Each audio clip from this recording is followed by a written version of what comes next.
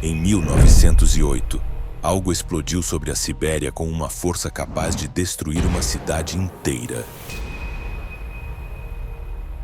Milhões de árvores foram derrubadas em segundos. A onda de choque atravessou continentes, e o impacto foi tão poderoso que instrumentos sísmicos registraram o evento a milhares de quilômetros de distância. Mas quando os pesquisadores chegaram ao local, não havia cratera, não havia destroços, não havia explicação. Décadas depois, esse acontecimento passaria a ser conhecido como Evento Tunguska, um dos maiores mistérios já registrados pela humanidade. Como algo tão devastador simplesmente desapareceu sem deixar vestígios.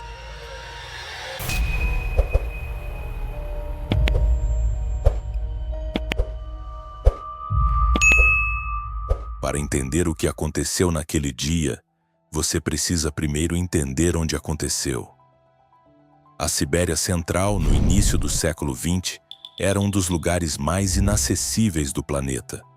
Não havia estradas, não havia ferrovias chegando até lá. As únicas pessoas que viviam naquela região eram os Evenks, um povo indígena nômade que há séculos seguia os rebanhos de renas pela floresta fechada. A floresta que cobria aquela terra se chamava taiga. Milhões de quilômetros quadrados de pinheiros, abetos e bétulas tão densos que o sol mal chegava ao chão. Um lugar onde o silêncio era total. Um lugar onde, se algo acontecesse, o mundo demoraria anos para saber. E foi exatamente isso que aconteceu. Mas o silêncio não era completo. Havia pessoas ali, não muitas, mas o suficiente para ver, o suficiente para sentir, e o suficiente para que, décadas depois, os pesquisadores encontrassem algo que nenhum instrumento científico conseguia capturar: palavras. Naquela manhã de 30 de junho de 1908, poucas pessoas estavam próximas o suficiente para testemunhar o que aconteceria. E uma delas estava em um pequeno centro comercial chamado Vanavara, localizado a cerca de 70 quilômetros do ponto onde a explosão aconteceria. Os moradores locais relataram ter visto uma enorme coluna de luz cruzando o céu. Alguns descreviam aquele brilho como algo tão intenso quanto o próprio sol, iluminando a floresta de forma completamente anormal. Minutos depois, sons começaram a ecoar pela região, como disparos sendo feitos no céu, seguidos por um clarão gigantesco que transformou a manhã em luz por alguns instantes. Logo em seguida, uma onda de choque violenta atingiu a vila. Ventos absurdos arremessaram pessoas ao chão, uma intensa rajada de calor tomou conta da região e tremores fortes fizeram janelas quebrarem enquanto o solo estremecia sob os pés dos moradores. A explosão foi tão poderosa que acabou sendo registrada a mais de 5.000 quilômetros de distância. E instrumentos sísmicos ao redor do planeta detectaram algo semelhante ao impacto de uma gigantesca bomba.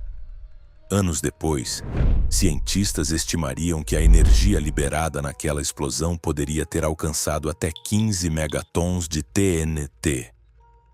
Para se ter ideia da escala, isso seria cerca de 1000 vezes mais poderoso do que a bomba lançada sobre Hiroshima durante a Segunda Guerra Mundial.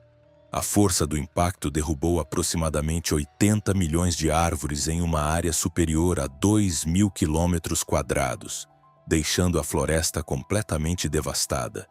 E alguns estudos indicam que a explosão foi tão intensa que chegou a provocar um pequeno terremoto, registrado próximo de 5 graus na escala Richter. Se aquela explosão tivesse acontecido sobre uma cidade moderna, ela simplesmente teria deixado de existir. Mas quando os pesquisadores finalmente chegaram ao local, eles encontraram algo inexplicável. Não havia cratera, não havia destroços, não havia praticamente nenhum vestígio do que poderia ter causado uma explosão daquela magnitude. Por quase 20 anos, ninguém foi até lá investigar. A Primeira Guerra Mundial explodiu 6 anos depois do evento. A Revolução Russa veio em 1917. O país estava em pedaços, e a floresta siberiana continuava lá, quieta, guardando o que havia acontecido. Foi só em 1927, 19 anos após a explosão, que o mineralogista russo Leonid Kulik liderou a primeira expedição científica ao local.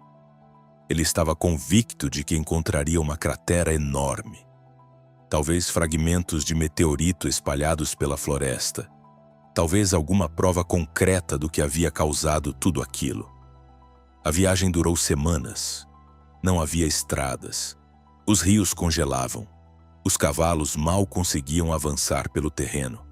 E quando a expedição finalmente chegou ao local da explosão, o que Kulik encontrou o deixou sem palavras. Árvores, milhões delas, todas derrubadas, todas apontando para fora de um mesmo ponto central, como se tivessem sido empurradas por uma força invisível vinda do céu. Mas no centro de tudo, árvores em pé, sem folhas, sem galhos, mas em pé e sem cratera. O objeto que causou aquela destruição nunca chegou a tocar o chão. Ele explodiu no ar. Sem cratera, sem destroços e sem respostas claras. As teorias começaram a surgir. A explicação mais aceita durante décadas foi a de um cometa. Corpos celestes compostos principalmente de gelo e poeira que, ao entrarem na atmosfera, poderiam se desintegrar completamente antes de atingir o solo. Isso explicaria a ausência de cratera. O gelo teria evaporado, os destroços dissolvidos, sem rastros. Estudos mais recentes, no entanto, apontam para um asteroide de composição rochosa, com cerca de 50 a 80 metros de diâmetro, que teria explodido a aproximadamente 10 quilômetros de altitude. A explosão aérea explicaria o padrão das árvores derrubadas, a ausência de cratera e a escala absurda da destruição. Mas ao longo do século XX surgiram outras teorias. Alguns afirmaram que uma nave extraterrestre havia explodido ao tentar pousar na Sibéria.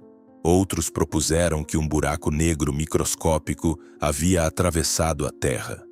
Houve até quem dissesse que foi resultado de uma experiência secreta de Nikola Tesla com transmissão de energia sem fio. Nenhuma dessas teorias alternativas resistiu ao escrutínio científico, mas todas elas dizem algo sobre a natureza humana. Quando a ciência não tem resposta, a imaginação preenche o vazio. Em 2013, um evento ajudou a confirmar o que a ciência já suspeitava. Uma rocha espacial entrou na atmosfera sobre a cidade russa de Chelyabinsk, também sem tocar o solo, também sem deixar cratera. A explosão aérea liberou uma onda de choque que quebrou janelas em toda a cidade e feriu mais de 1.000 pessoas. Câmeras de segurança, câmeras de carros, celulares, tudo registrou o momento. O mundo inteiro viu em tempo real. Chelyabinsk era um evento muito menor do que Tunguska, muito menor. E mesmo assim causou pânico generalizado em uma cidade moderna. Em 1908, não havia câmeras, não havia satélites, e a floresta siberiana ficou sozinha com o segredo por quase 2 décadas. Mas há um detalhe sobre o evento Tunguska que a maioria das pessoas nunca ouviu. E é esse detalhe que muda tudo. Por causa da rotação da Terra, o objeto que explodiu sobre a Sibéria seguia uma trajetória muito específica. Uma trajetória que, se tivesse acontecido apenas 4 horas e meia mais tarde, teria levado à explosão diretamente sobre São Petersburgo. São Petersburgo. 1908. A capital do Império Russo. 2 milhões de habitantes. Uma explosão equivalente a 1.000 bombas de Hiroshima. Sobre uma cidade. A Primeira Guerra Mundial teria outro início. A Revolução Russa talvez nunca tivesse acontecido. O século XX, o seu século, teria sido completamente diferente. 4 horas e meia. Foi o que separou o mundo que você conhece de um mundo que nunca existiu. Hoje, Mais de 100 anos depois do evento Tunguska, a humanidade leva a ameaça de asteroides um pouco mais a sério. Existem programas internacionais dedicados a rastrear objetos que cruzam a órbita da Terra. Astrônomos monitoram o céu de forma contínua, e agências espaciais já testaram tecnologias para desviar asteroides, como a missão DART da NASA em 2022, que alterou com sucesso a trajetória de um asteroide pela primeira vez na história. Mas o espaço é imenso, e a grande maioria dos objetos menores, aqueles com menos de 100 metros como o que causou Tunguska, ainda não foram catalogados. Um objeto desse tamanho não precisaria ser detectado anos antes para causar destruição catastrófica. Ele precisaria apenas aparecer, como aconteceu em 1908, sem aviso, sem tempo, sem resposta. O evento Tunguska não foi o fim do mundo, mas foi um lembrete silencioso de que o universo não se importa com os nossos planos. Naquela manhã de junho de 1908, um objeto que ninguém tinha visto, vindo de um lugar que ninguém monitorava, explodiu sobre uma floresta que quase ninguém habitava. E o mundo inteiro levou anos para saber o que aconteceria hoje se um objeto do mesmo tamanho aparecesse sobre uma cidade de 10 milhões de pessoas. Essa pergunta não tem uma resposta confortável. O evento Tunguska aconteceu uma vez. A questão não é se pode acontecer de novo. A questão é quando. Se você chegou até aqui, você já sabe mais sobre o evento Tunguska do que a maioria das pessoas no planeta. Me conta nos comentários. Você acha que estamos preparados para um evento como esse hoje? Se esse vídeo te fez pensar, compartilha com alguém que também precisaria saber disso. Essas são as histórias que merecem ser contadas. E se você quer continuar descobrindo os eventos que quase mudaram o mundo, já sabe o que fazer.